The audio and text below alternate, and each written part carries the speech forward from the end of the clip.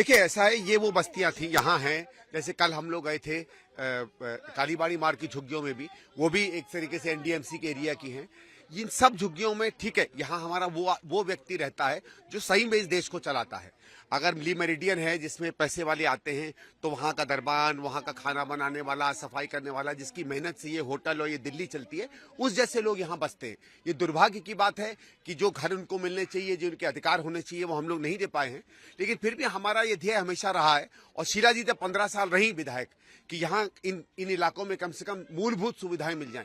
आज जैसे कल मैंने कालीबाड़ी में भी देखा और इलाकों में भी देखा, पानी बिल्कुल गायब सा हो गया है। बल्कि कल हम जब दरभंगा हाउस में धोबी घाट में गए थे, तो इतनी बुरी हालत थी उनकी कि जहां लबालब पानी आया करता था इस नई दिल्ली में, और यहाँ के इलाके में आज पानी बिल्कुल गायब हो गया है। और जब मैंने उसके बाद बात की एनडीएमसी के जो वाटर अधिकारी थे, तो उसने सीधे सीधे कहा कि साहब हमारा अपना पानी नहीं होता है, हमको जल बोर्ड पानी देता है पूरी एनडीएमसी में।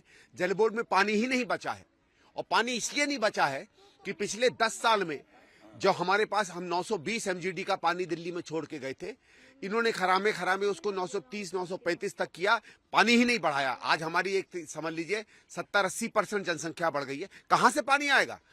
और सबसे पहले इसका जो है मार पड़ती है गरीबों पे पड़ती है, क्योंकि जो पैसे वाले हैं और हैं उनके यहाँ नलके लगे हुए हैं, बाकी इलाकों में पानी चला जाता है। यहाँ कहाँ से आएगा भाई? इनके ऐसा तो है नहीं कि इन बेचारों के घर घर में नल लग जाएंगे, ये पब्लिक पानी पीते हैं। लेकिन पानी तो एक समझ लीजिए मूल अधिकार है ना सबका, वो भी अगर हमारी केजरीवाल जी की सरकार नहीं दे पा रही है, और ये तो उनके विधायक का एरिया है, तो क्या इन्होंने विकास किया होगा इस इलाके में? पानी था ही नहीं। एक तो पानी उसे कपड़े कहाँ से धोएं भाई साहब? पीने का जब पानी नहीं बचा है तो वो पानी कहाँ से धोएंगे? और उनकी एक सिंपल डिमांड थी। मुझे याद है जब मैं पूर्वी दिल्ली में सांसद था, तो हमारे मैं उस इलाका बोल रहा हूँ जहाँ कॉमनवेल्थ गेम्स बने थे, उसके पास में एक बहुत बड़ा मॉडर्न धोबी घाट दिल्ली सरकार ने बनवाया था, जहाँ रिसाइकलिंग प्लांट था। वो रिसाइकलिंग प्लांट इसलिए था कि जो जितना काम होगा वही पानी दोबारा कपड़ों में इस्तेमाल हो जाएगा। ये बेचारे इंतजार कर रहे हैं पिछले 10 साल से कि हमारे यहाँ मिनी रिसाइकलिंग प्लांट बन जाए, जो एमएलए लाइट से बन सकता है।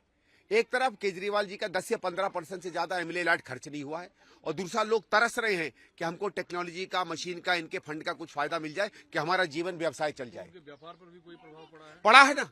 कहां से वो कपड़े लाएंगे? देखिए आज ये लोग किस चीज से कम्पीट कर रहे हैं। बड़े बड़े धनाढ्य, बड़े बड़े ड्राई क्लीनिंग की दुकानें आ गई हैं, फैशन की तरह दुकानें आ गई हैं, हर घर में वॉशिंग मशीन आ गई है।